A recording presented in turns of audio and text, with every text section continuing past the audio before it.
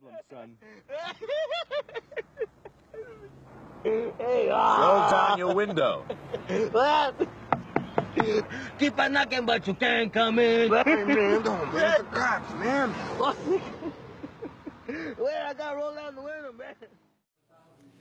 So, this one of the more popular patterns that we've done in the last few years was called a cicada, spelled with S-I-C-K, play on words. But I know you guys don't have probably a ton of cicadas. Does anybody here fish any around? Okay.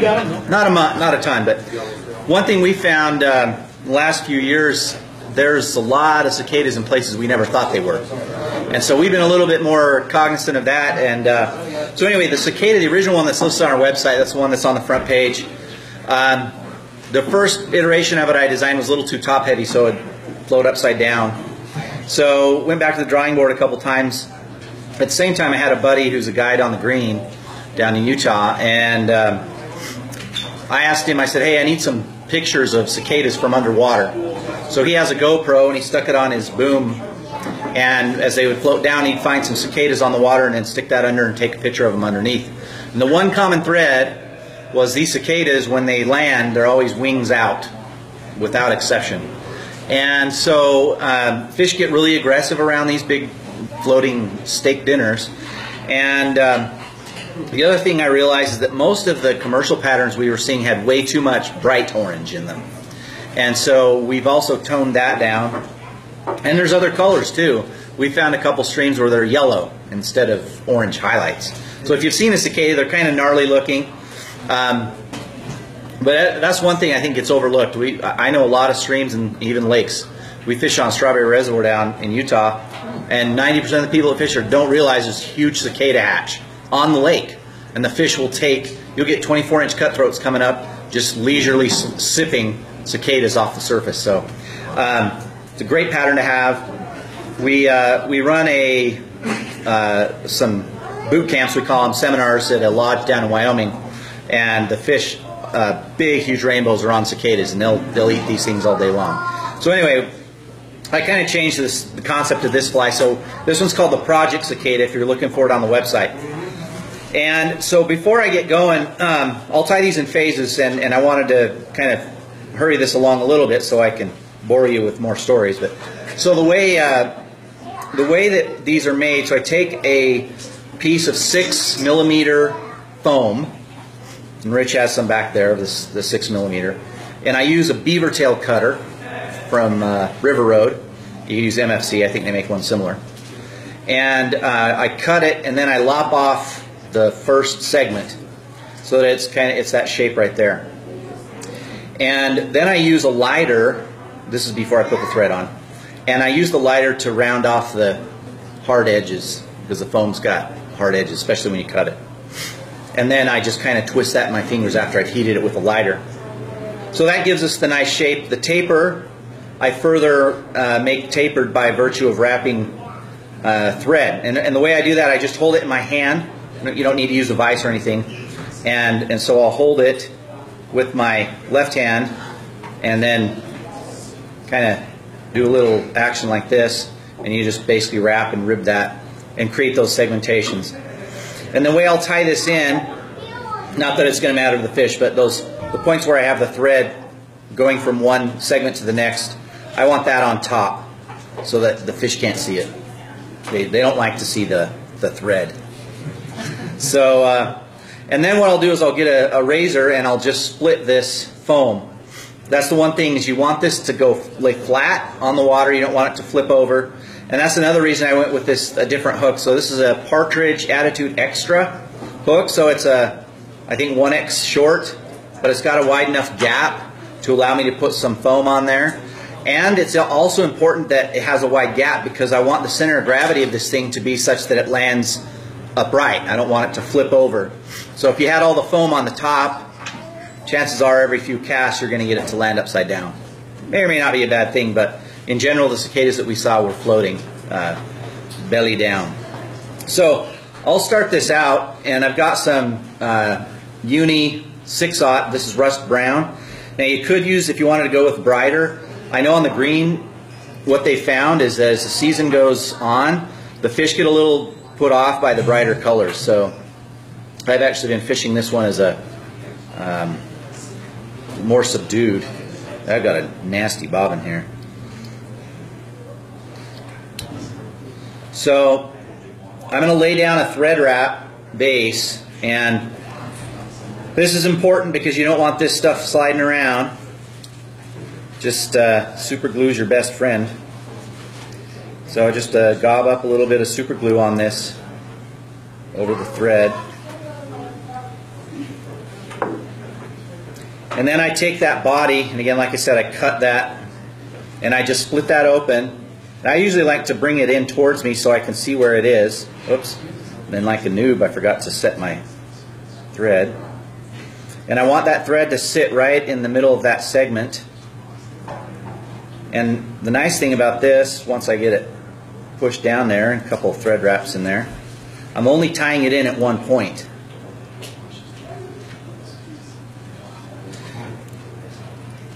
And that's another reason why you need the glue. Just get a few more tight wraps on there. And I'll usually wait a couple minutes because I want that to settle a little bit more, and then throw on a couple tighter wraps. And so you'll see here, and this is what I'm trying to get at, is it's fairly flat. And only one tie-in point, which is kind of nice. Alright, so the next key on this pattern is the wings. And I've tried a bunch of different materials for the wings. The thing I've settled on is this thin wing from Hairline. Basically dryer sheets or something like that. And on a tutorial, you'll see I cut them with a cutter, a wing cutter like the River Road ones I was telling you about. But wasn't sure how the airlines would appreciate me bringing on cutters, so I left those at home. But the idea is we're going to get, and I like to create these in one cut. So I'm just going to come up here and cut me a couple of wings. Now, cicada wing shapes are a little distinct, but we're not going for anything super fancy here. So, a general representation. Then I'm going to take a marker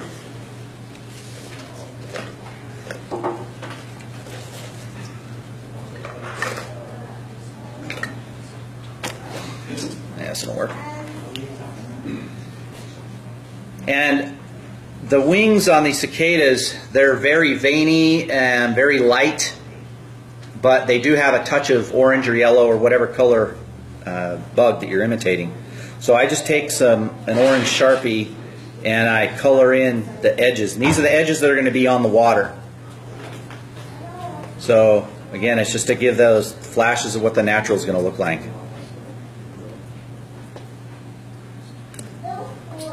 So just a couple of wings like that.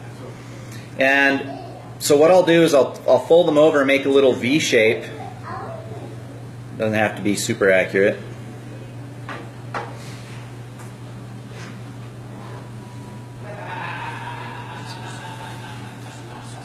Man, fingers are not working today.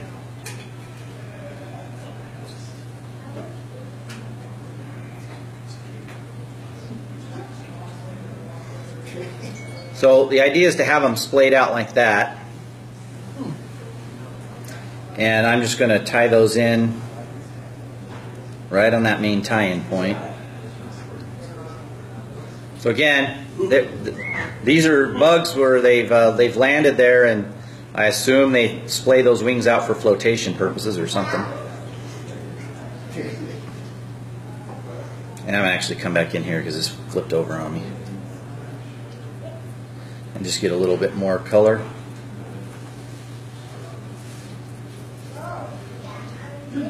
Okay, good enough.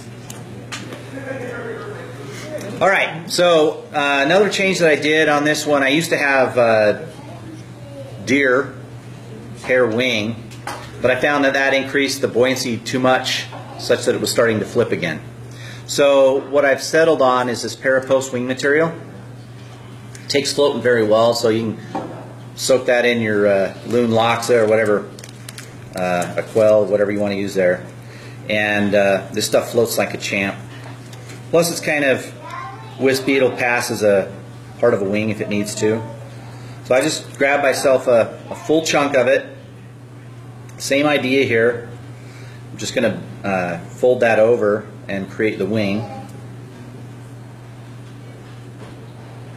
Now see, again, what we're doing here is we're adding to the height of this, so the center of gravity starts to go up for everything we add. So it's another reason why I stick with this hook.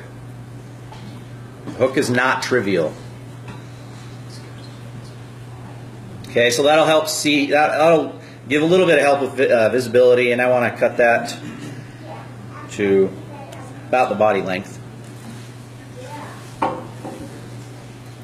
Okay, now I'm going to add in some legs.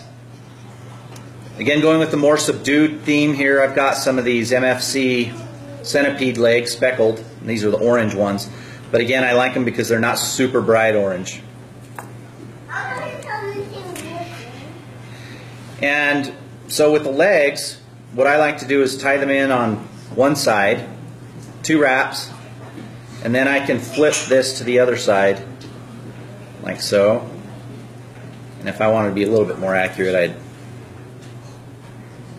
trim them beforehand, but that'll work.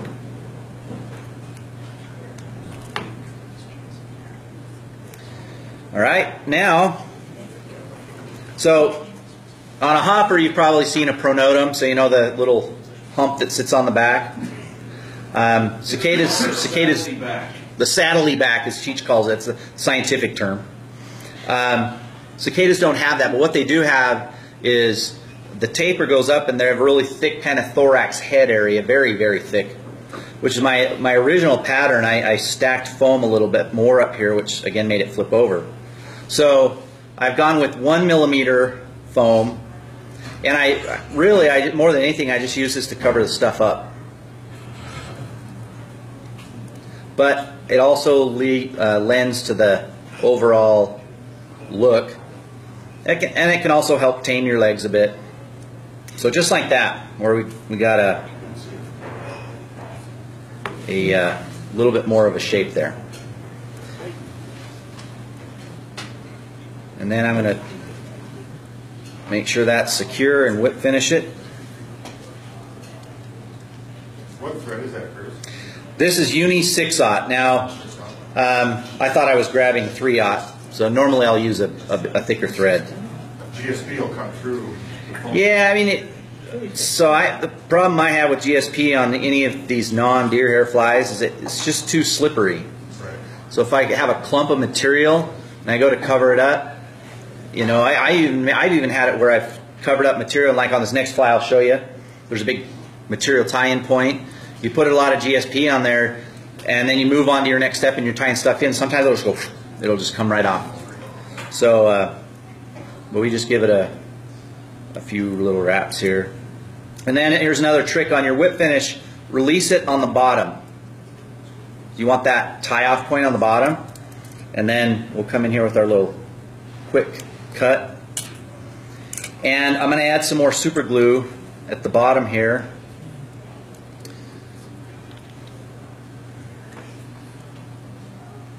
So if you're fishing it with fish who are allergic to super glue, just be careful.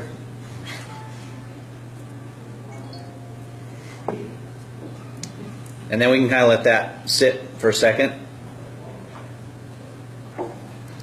Yeah, I didn't get the. Usually I'll seat that down so that the eye of the hook's a little bit further up into the foam, but not going to be a deal killer here. But so and then I did forget one little step, which I always do. I usually forget something. So what I'll normally do is tie in a little clump of the fluorescent orange pear post. Either you can tie it on to the top here, but usually I just throw it in with the gray. But I mean, it's a big enough fly. If you can't see it, there's other problems you have to deal with. It don't have anything to do with tying flies. Okay, now this is what I call the fish getter step. You don't do this, you're gonna have some educated fish turning you down. Not really. This is called the fisherman gitter. So I'm going to take my bodkin and going diagonally in, because again, if you look at the naturals, the eyes are just kind of bulbous, sitting out there on the edges. And so I'm going to create a little hole, creating his eye socket. And I usually do this twice because the foam's going to go back and fill in that hole pretty good. Number one, because it's foam, but also because I have compacted it down a lot, so it's it has a lot of flexibility. So I'll do this a couple times, and this next step will show you how steady hands come in handy, which I don't have. So I'm going to grab my glue, and what I've done, I hope I don't lose these. So I've got these fancy mono eyes that I've fashioned. Basically take some 25 pound mono, melt it, and then I color it with a Sharpie. So the same Sharpie used on that. And then we just get our super glue and we're going to tag these with some right on the very end. Luckily this doesn't need a whole lot of glue, but you got to stick it in there pretty quick. Like that. So that's going to stick out there. Grab the other one. This one's kind of deformed, so maybe we'll put a patch on this guy.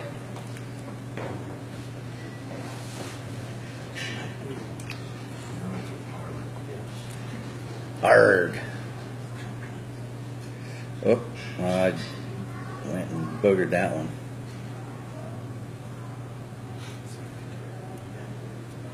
We're going to have to redo him. That, when you don't hit it right, that glue just shuts that hole right up.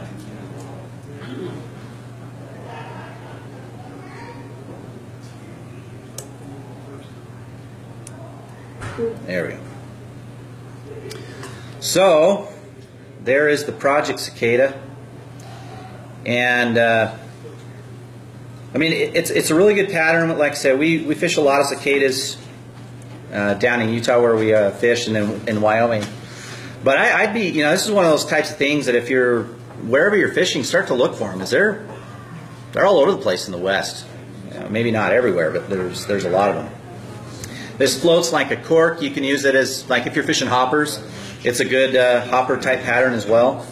But in fact, I had a fish once that came up for this once, missed it, turned around, came up twice, missed it, and on the third time ended up eating it. And it was a nice rainbow. So represents a porterhouse. Anyway, I'm going to let that sit here for a second because it's got a lot of super glue on it before we pass it around, and let that dry.